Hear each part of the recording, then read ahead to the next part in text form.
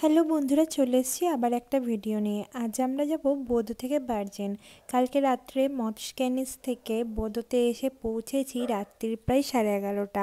সারা রাত্রির বোদো ফেরি যে স্টেশনটা ছিল সেখানেই কাটিয়েছি। কোনো হোস্টেলে ছিলাম না, কিছুটা টাকা বাঁচাচ্ছিলাম। আর ওখানকার ফেরি স্টেশনগুলো পুরোপুরি ইনসুলেটেড, থাকাটা কোনো ব্যাপার না। যদি চাও একদিনের জন্য সেখানে থাকতেই পারো, মানে একটা রাত্রের জন্য। পরের দিন সকালবেলা ট্যাক্সি করে চলে গেছিলাম এয়ারপোর্টে এবং সেখান থেকে ফ্লাইট ধরে বার্জেন।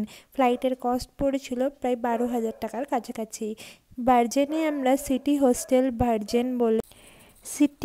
বার্জেন বলে একটা হোস্টেল বুক করে নিয়েছিলাম এবং সেখানে আমাদের কস্ট পড়েছিল 3,500 টাকার কাছাকাছি, মানে 3,748 টাকা প্রতি রাত্রি। আমরা যেহেতু এক রাত্রি ছিলাম, আমাদের এইটাই খরচা পড়েছিল। পরের দিন সকালবেলা আমরা বার্জেন থেকে ক্রুজে করে চলে গেছিলাম ফ্ল্যাম। এত সুন্দর একটা ভিউ দেখতে দেখতে আমরা যখন বার্জেন পৌঁছালাম, তারপর আমরা জানতে পারলাম যে বার্জেন এয়ারপোর্ট থেকে বার্জেন হাস মানে শহরটা অনেক দূরে। এবং এয়ারপোর্ট থেকে আমরা টিকিট কেটে ওখানে যে কাউন্টার ছিল মেট্রো রেলের, সেই মেট্রোর টিকিট কেটে সুন্দর শহরটা পুরো দর্শন করতে করতে চলে গেলাম বার্জেন হাস বা সিটি হোস্টেল বার্জেনে। এই যে রাস্তাটা, এটা খুবই সুন্দর, চারিদিকে শরতের সুন্দর হলুদ হলুদ পাতা। এবং যখন হোস্টেলে পৌঁছলাম তখনও চেক ইন টাইম হয়নি, তাই একটু বাইরের যে পার্কগুলো সেগুলো ঘুরে নিচ্ছিলাম। হোস্টেলের সামনেই প্রায় 1-2 কিলোমিটারের মধ্যেই ছিল পার্ক, পুরো মার্কেট। এবং বার্জেন হচ্ছে একটা হিস্টোরিক্যাল শহর। তো সেই শহরটার মেনলি ব্যাপার হচ্ছে প্রচুর হিস্ট্রি এবং কালচার ওখানে আছে। নরওয়ের দ্বিতীয় বৃহত্তম শহর হচ্ছে বার্জেনে, তাই জন্য বার্জেনে আছে এখনও অবধি সংরক্ষণ করা ব্রিজেন যে লোকেরা, তাদের মানে তাদের তৈরি করা যে কাঠের বাড়ি, তারা কাঠের বাড়ি তৈরি করতে ভীষণ পটু ছিল। সেই কাঠের বাড়িগুলি এখনও নরওয়ে গভর্নমেন্ট সুন্দরভাবে সংরক্ষণ করে রেখেছে। বিভিন্ন রকম কালারফুল হাউস আছে এখানে এবং আছে পৃথিবীর অন্যতম একটা পুরনো ফিশ মার্কেট। সেই ফিশ মার্কেটে হেঁটে হেঁটে ঘুরতে ঘুরতে গিয়ে আমরা দেখলাম কিং ক্র্যাব, হ্যালিবার্ট, স্যালমন এবং আরও বিভিন্ন ধরনের যে মাছ সেগুলো। এই সমস্ত দেখে একটুখানি মার্কেটটা ঘুরে আমরা এক্সপ্লোর করে নিলাম হচ্ছে পুরো মার্কেটটা।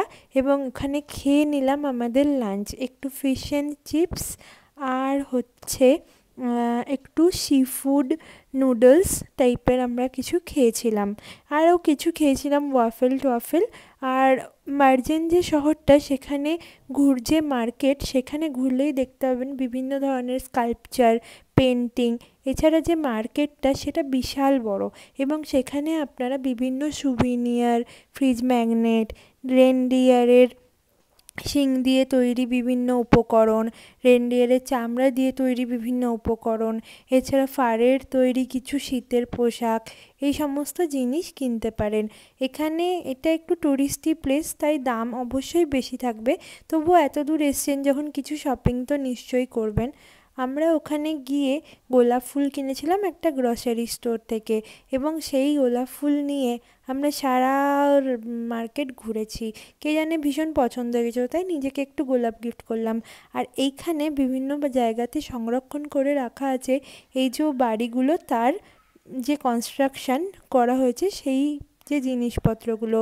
বার্জেন হচ্ছে একটা ফিয়র্ডসের ধারে থাকা সুন্দর শহর। সন্ধেবেলা বার্জেনের ভিউটা খুব সুন্দর। আর আমরা যে হোস্টেলে ছিলাম, সেই হোস্টেলের যে জানলা ছিল সেখান থেকে দেখা যাচ্ছিল এরকম সুন্দর চাঁদ। পরের দিন আমরা বার্জেন থেকে বেরিয়ে গেছিলাম ফ্ল্যামের জন্য। সেই জার্নি আমি পরের ভিডিওতে শেয়ার করব। আর সকালবেলা কফি খেতে খেতে আমাদের ক্রুজ হচ্ছে ছেড়ে দিল। কালকে তোমাদের সাথে আবার দেখা হবে বন্ধুরা, অবশ্যই সাথে থেকো আর সাপোর্ট করো আমার এই ছোট্ট চ্যানেলটা আর ছোট্ট প্রচেষ্টাটা। তোমরা সাথে থাকলে অবশ্যই আরও এগিয়ে যাব, আরও সুন্দর সুন্দর দেশ তোমাদেরকে দর্শন করিয়ে দেখাবো। Thank you.